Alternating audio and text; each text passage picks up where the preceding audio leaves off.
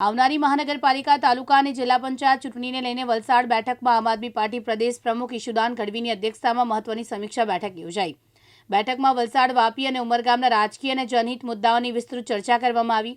ઈશુદાન ગઢવીએ જણાવ્યું કે વિસ્તારમાં રોડ રસ્તા અને પોપ્યુલેશનથી જનતા ભારે પીડાઈ રહી છે। 30 વર્ષ ભાજપ શાસનને આ સમસ્યાઓ માટે જવાબદાર ગણાવી કડક આક્ષેપ કર્યો। ઉદ્યોગપતિઓ પાસેથી હપ્તા વસૂલી જનતાને પોલ્યુશનમાં ધકેલવાનો હોવાનો આરોપ લગાવ્યો છે। એસઆર મુદ્દે મતદાર યાદીમાં ગંભીર ગડબડ થઈ હોવાનું તેમણે જણાવ્યું હતું। ઓવાડા ગામમાં ડમ્પિંગના મુદ્દે પણ તેમણે તંત્રની નિષ્ફળતા પર પ્રહાર કર્યો હતો। અહીંયા મેં 3 દિવસની મુલાકાતમાં જોયું છે, લોકોને રોડ રસ્તાના પ્રશ્નો છે। એ વલસાડ હોય, વાપી હોય, ઉમરગામ હોય, લોકો પ્રદૂષણથી પીડાઈ રહ્યા છે।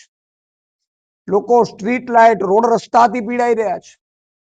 30 વર્ષનું શાસન તમારું, નગરપાલિકા તમારી, તાલુકા પંચાયત તમારી, જિલ્લા પંચાયત તમારી, રાજ્ય સરકાર તમારું, કેન્દ્ર સરકાર તમારું, અને જેટલી કમાણીઓ આવે ઉદ્યોગપતિઓ પાસેથી ફંડ લઈને ભાજપ પણ લઈ જાય અને પ્રજાને પોલ્યુશનમાં છોડી દીધું છે।